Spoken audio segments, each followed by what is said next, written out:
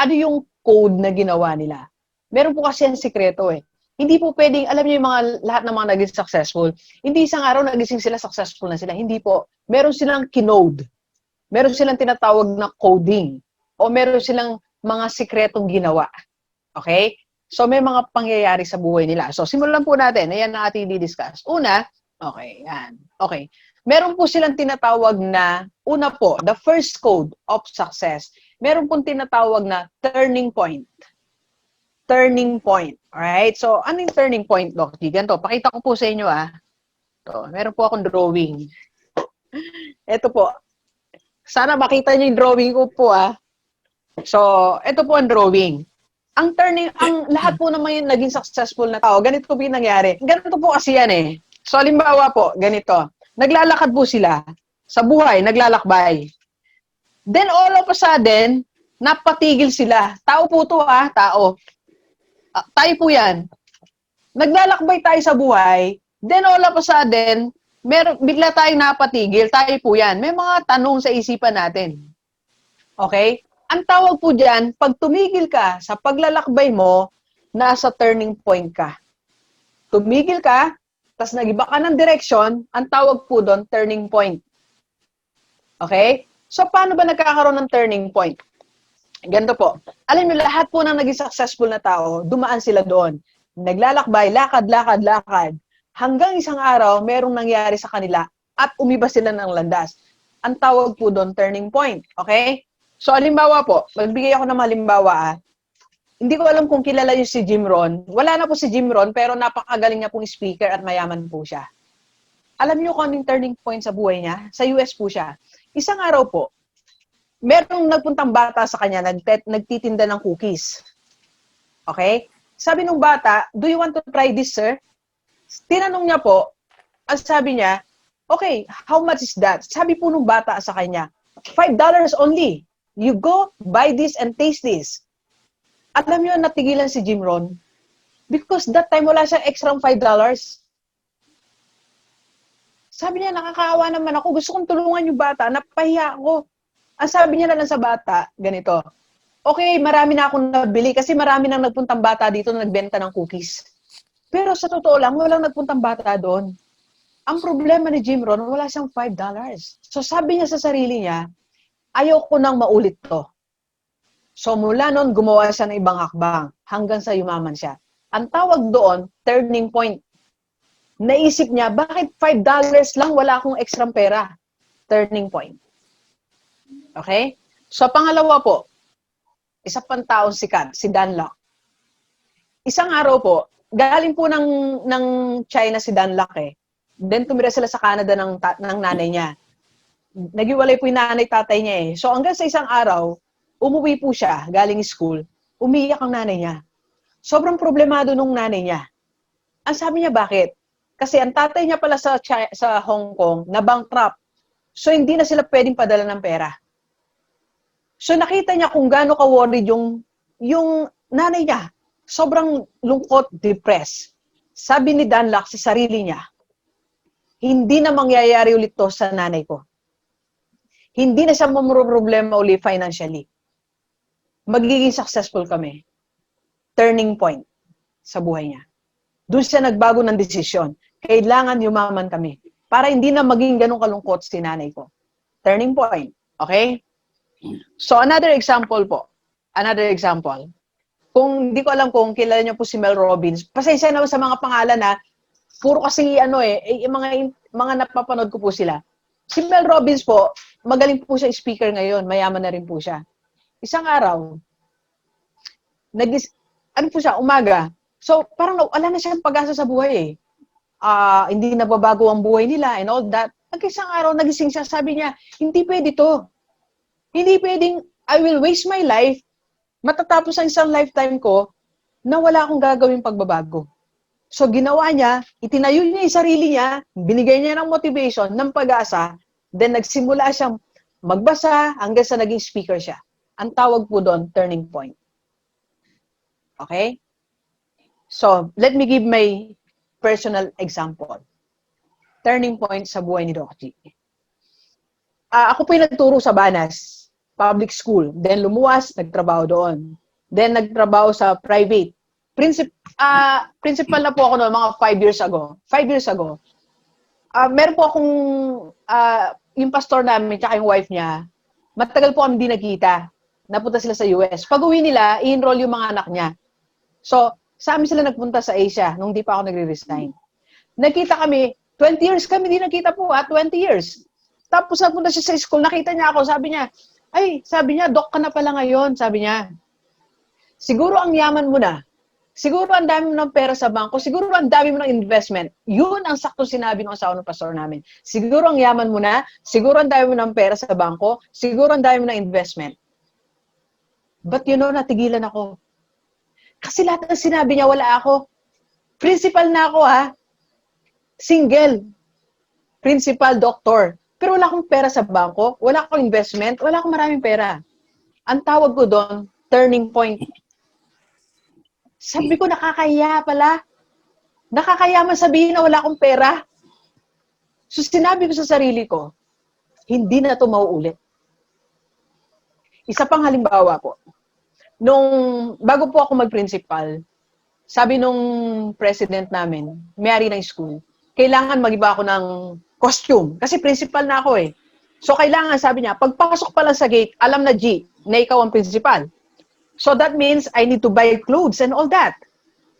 Para kasi iba pag principal ka, parang, principal yan, kaya dapat maganda yung mga damit and all that. So I need to buy. Okay? So alam niyo ganito, nung bibili ako, wala akong pera. Wala po akong pera. Alam niyo ano ginawa ko pa?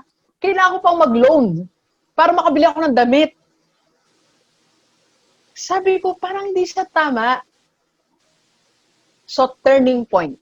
Ang tawag doon, turning point sa buhay natin. So, ang question ko sa'yo ngayon, what is that turning point sa buhay mo? Ano yung isang tanong na sinabi sa'yo na nagulat ka?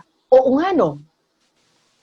O ano yung instance na na-experience mo, na nasabi mo sa sarili mo, oo nga no. Ganitong edad na ako, wala pa akong pera. Oo nga no, ilang taon na asawa ko sa abroad, wala pa kaming pera. Oo nga no, wala man lang kaming pera sa bangko. Alam nyo, that time, kung maoperahan ako, that time, nakakahiya, walang pera si Doc. Turning point. So, ang question ko, unang question, first code of success. What is that turning point sa buhay mo? Baka galing sa bata. Baka sinabi ng bata, Mami, kailan tayo bibili ng sasakyan? Mami, kailan tayo makakaluwas? Mami, kailan natin mabibili malaking TV? Mami, ba't sila ganon? Mami, kailan ko makakasama si tatay, si nanay? Mami, kailan, di ba ganon? Or yung kaibigan mo, may tinanong sa'yo, turning point. So, first code natin is ganito. Pag na-experience mo yun, huwag mong pakawalan. Maring napahiya tayo, pero reality. Ako napahiya eh. Napahiya ako sa asawa ng pastor namin. Wala akong pera, wala akong investment. At 40, single, wala akong sasakyan, wala akong pera, wala akong investment. 40, single, doctor. Imagine nyo yun? Di ba nakakahiya yun sa akin? Kung makonfine man ako, kailangan pa ng mga nanay ko, ba ilalabas ako 30,000, 40,000, wala akong pera. Turning point. Okay? So, first code of success. What is your turning point sa buhay mo? What is the turning point in your life? Isulat mo yun. Tapos lagay mo siya ng date. Huwag mo siyang kalimutan. Ito turning point ko. Mula sa araw na to, magbabago ako ng landas.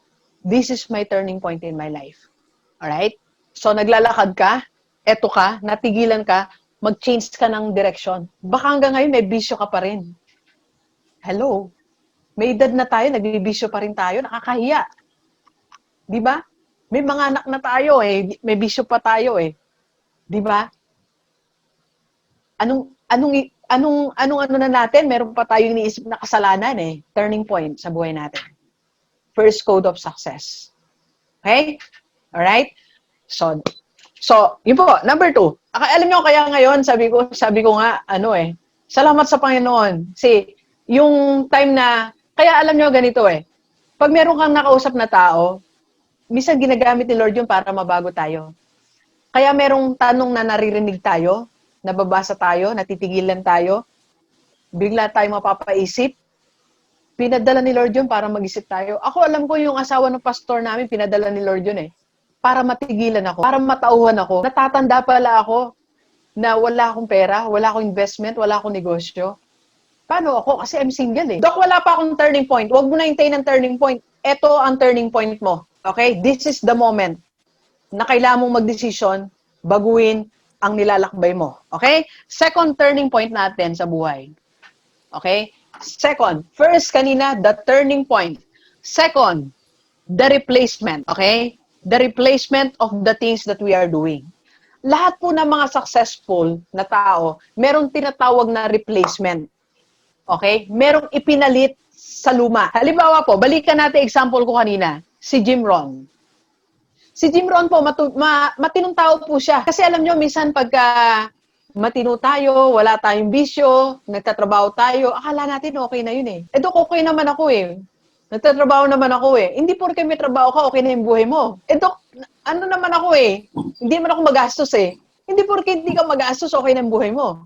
Successful ka na, okay?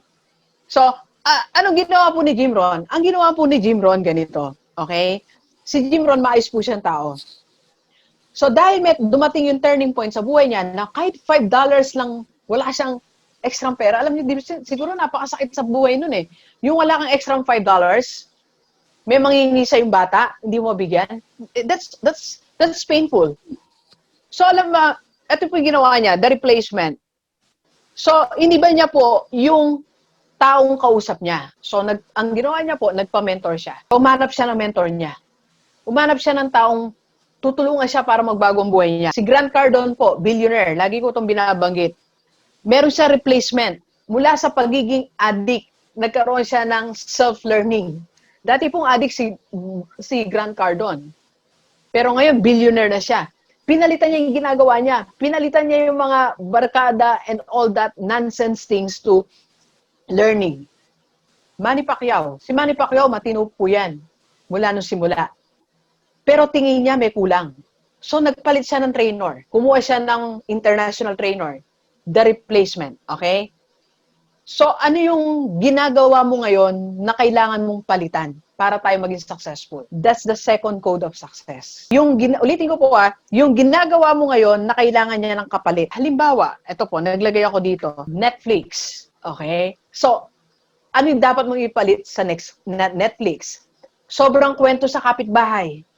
Anong dapat mong ipalit sa sobrang kwento sa kapitbahay? Sobrang haba sa Facebook. Anong dapat mong ipalit sa sobrang haba ng ginagawa natin, time na kinukonsume natin sa Facebook? Baka from Facebook to reading, from Netflix, pag-aayos ng bahay, from online shopping to online selling. Baka dati tayo shop na shop eh. So ngayon, online selling na ginagawa natin. So ano yung replacement natin? Alam nyo, isa po sa tinanggal ko that I replaced, manood ng TV. Hindi na talaga ako nanonood ng TV. Ito lang po nagkaroon ng pandemic, pero hindi na po talaga ako nanonood ng TV. So, from watching TV to TikTok na po ako. Nag-TikTok na lang si Doc eh. Hindi na rin po ako nagbablog. Nagti-TikTok na lang ako. And joke lang po, joke lang po. Joke lang Joke lang po. Okay? So, the replacement. So, ang question ko po sa atin ngayon, eto po, okay?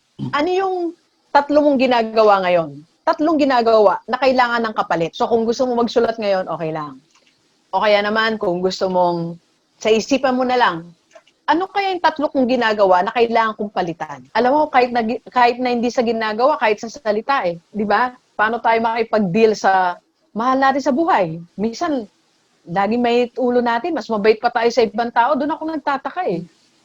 Di ba? May mga taong gano'n, mas mabait pa sa kaibigan niya. Pag dumating kaibigan niya, ayan ka, magkapi ka. Pag anak mo dumating, baala ka dyan. Di ba? Ba't gano'n? Pero unfair, no? Kaya hindi ba tayo dapat mas mabait? Sa pamilya natin, sa ibang tao, kailangan i-replace din natin po yun eh. Di ba? So, second po, sample din natin yung sobrang gastos, need replacement. Baka sa halip na ikaw gumagastos, ikaw naman ang kumita. Para bago po mag-lockdown, nagpunta ako sa Clark, SM Clark. Kung familiar po kayo sa SM Clark, sa Clark, dito po sa Angeles, meron akong kinoach. Sabi niya sa akin, alam mo, Doc, kasi pagyari namin, binayaran niya po ako eh. Personal coaching fee. Kasi personal po yun, medyo mahal eh. Kasi siyempre, nakita niya ng personal si Doc eh. Di bali kung online lang, okay? Eh, gusto niya makita niya ako ng face-to-face. Galing po siyang US. Doc, gusto kita makita, sabi niya. Sabi ko, ito po yung fee ko eh. Okay lang, Doc, sabi niya. O, sige, pinagbigyan ko naman. Umuwi ako, agad ako, nagmamadali ako eh. Sabi, nung pagyari ko siyang coach, sabi ko, uwi na po ako kasi meron pa ako mga appointment. Sabi niya ganito, alam mo, Doc, sabi niya, ikaw lang bukod taong nagpunta dito sa SM, sabi niya, na hindi gumastos, kumita ka pa. Replacement. Napaisip ako sa sinabi niya eh. Oo nga no. Sabi ko, yung iba, gumastos ng 10K. Ako, I earn 10K sa SM. So, replacement. Yung mga kumari mo gumagastos tuwing Sabado. Ikaw hindi, kumikita ka tuwing Sabado. The replacement, okay? Yung mga kasama mo, yung mga kaibigan natin, ang daming mga ang daming nakakaaway. Kailan lang ito, meron na ba ako nag-away-away dito sa malapit sa lugar namin eh. Sabi ko, sabi ko, may problema nga tayo, away pa tayo ng away eh. Replacement, sa halip naka-away mo, sabi ko nga, kinukwento nung kasama ko sa bahay, mas madaling magpatawad kaysa mga away. Okay? So, that's the second code of success. Alright? The replacement. So, ulitin natin 3 bagay sa isipan mo na kailangan ko pala palitan. Okay? Alam mo, eto po hindi lahat ng pinapalitan natin hindi maganda.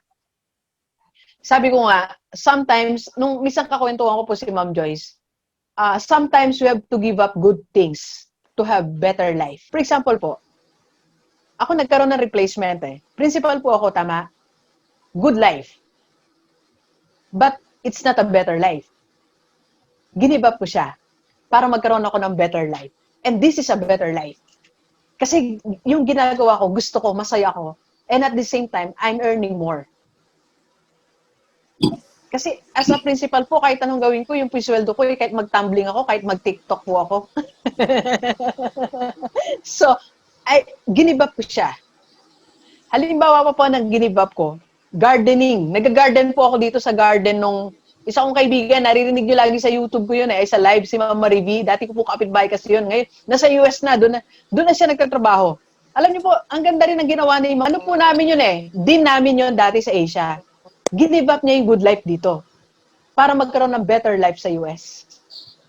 At doon po, para siyang assistant principal ng junior high school, parang gano'n. So, meron ako siyang give up din.